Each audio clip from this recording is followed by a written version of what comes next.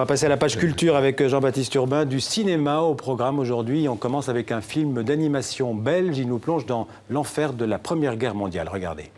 L'armée belge est en train de réorganiser à Paris.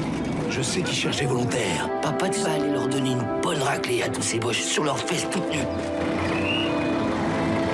C'est juste pour 2 semaines. Écoute ce que je te dis, Jean. Tu vas voir que la guerre sera finie en un rien de temps. Les Français, c'est mon neveu.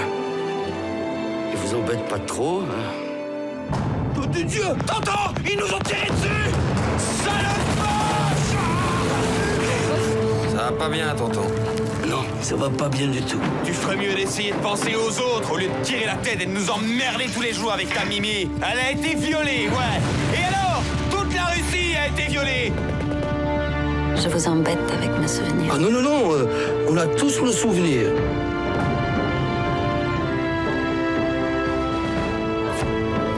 Bonsoir Jean-Baptiste. Bonsoir, Alors on a Xavier. vu le titre du film Cafard. C'est un long métrage d'animation pour adultes réalisé par un Belge, Yann Bultel. Bultel, absolument. C'est son premier film, son premier long métrage en tout cas, ce réalisateur. Alors côté animation, vous avez vu, c'est assez original. Il faut un petit temps d'adaptation d'ailleurs avec ce graphisme en effet très particulier. Très particulière aussi l'histoire qui est inspirée d'une histoire vraie. C'est l'histoire d'un lutteur, donc au début de la Première Guerre mondiale, champion du monde de lutte même, et qui, pour venger sa fille qui a été violée par les Allemands, va s'engager dans un bataillon d'élite avec son entraîneur et un neveu. Ils vont partir au front, sauf que bien vite, ils se retrouvent à l'Est, va piétiner. C'est en fait toute une épopée. Ils vont partir jusqu'aux États-Unis en passant par l'Asie. C'est un film qui parle de l'absurdité, de la guerre, de ses horreurs, le froid, la mort. Et il passe par la Mongolie, notamment. Je propose un extrait où ce personnage, donc, qui est le champion de lutte,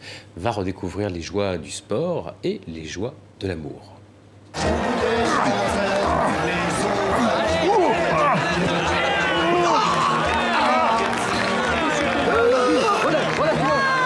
Tu donnes des coups de pied, là, ouais! Tu peux pas faire ça, ouais! J'ai entendu! On peut pas, ouais!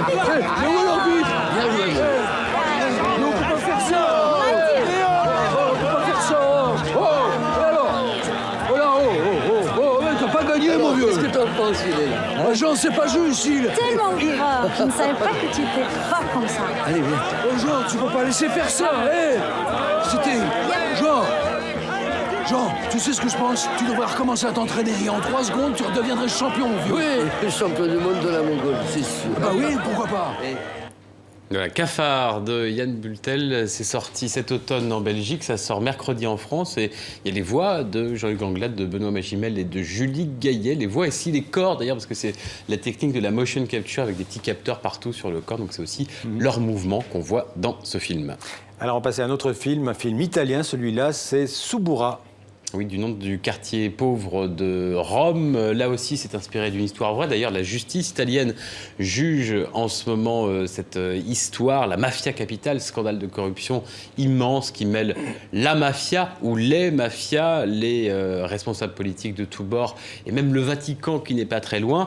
Alors, cette affaire sur laquelle se penche la justice italienne à l'écran, qu'est-ce que ça donne? Franchement, c'est un film prenant. Moi, c'est vraiment un coup de cœur avec ces histoires enchevêtrées, beaucoup de sexe, drogue et beaucoup d'honneur, l'honneur des parrains. Le réalisateur s'appelle Stefano Sollima. Il avait déjà mis en scène les séries télé Gomorra et Romanzo Criminale, qui sont les séries italiennes qui ont très bien marché cette dernière décennie en Italie. Et il en fait une sorte d'opéra grandiose avec de la musique pop, une lumière, une photographie, comme on dit, à tomber par terre, des acteurs qui ont vraiment la gueule de l'emploi. Je vous le conseille vivement. Suburra qui sort mercredi en Belgique, en Suisse et en France. Petit extrait.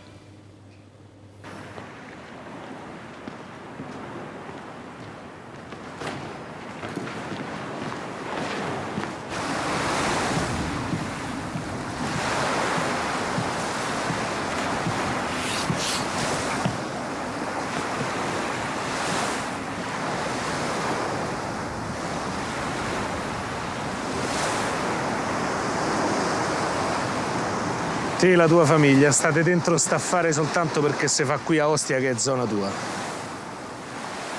Ma tu mi preoccupi. Vuoi far capo? E mi pare che ancora non ti sei imparato a farlo. Sì, ma a me mi piace il suo modo di parlare, Samura. E io ti rispetto. Però poi rispetto pure io. Voilà, Suburra. Et puis un autre film, une autre proposition parmi les nouveautés qui sortent en salle, c'est le dernier film, le nouveau film en tout cas, d'Andrzej Żuławski. Oui, après 15 ans d'absence, son dernier film, ça s'appelait La Fidélité avec Sophie Marceau, dont il a été le compagnon pendant une vingtaine d'années. Alors Żuławski, c'est L'importance est d'aimer, également La femme publique, vous vous souvenez peut-être de ce film des années 80. Il revient avec ce film tout à fait différent. On retrouve son style, il sait filmer, il sait mettre en scène, il sait poser une caméra. Il a d'ailleurs remporté le prix, le Léopard d'argent de la meilleure réalisation à Locarno en Suisse l'été dernier. Là où le bas blesse, en tout cas à mon avis, c'est l'histoire, c'est assez incompréhensible. On est dans une pension de famille avec des personnages qui sont tous plus dingues et hystériques les uns que les autres. Sabine Azéma, Jean-François Balmer parmi certains de cette affiche. Et puis quand ça ne hurle pas, ça assène des choses aussi assez étranges, un peu ennuyeux, voire pénibles. C'est selon. En tout cas, je vous laisse juge, comme on dit. Voici un extrait de la bande-annonce. Peut-être s'est-il pendu parce que vous couchiez avec quelques locataires, ou Léon, ou Catrette, ou une manie de pendre qui l'a conduit à se pendre lui-même, une obsession comme la mienne, la tienne. Ma tante, il y a 2 messieurs pour la visite. J'ai une chambre à 2 personnes ou 2 chambres avec pension complète parce qu'un locataire vient juste de libérer. Moi, vous aviserez, je ne suis plus qu'une pièce rapportée à la disposition de ma propre moitié. Et si moi, Vitold, veut te zigouiller, Léna, c'est que tu... Mais...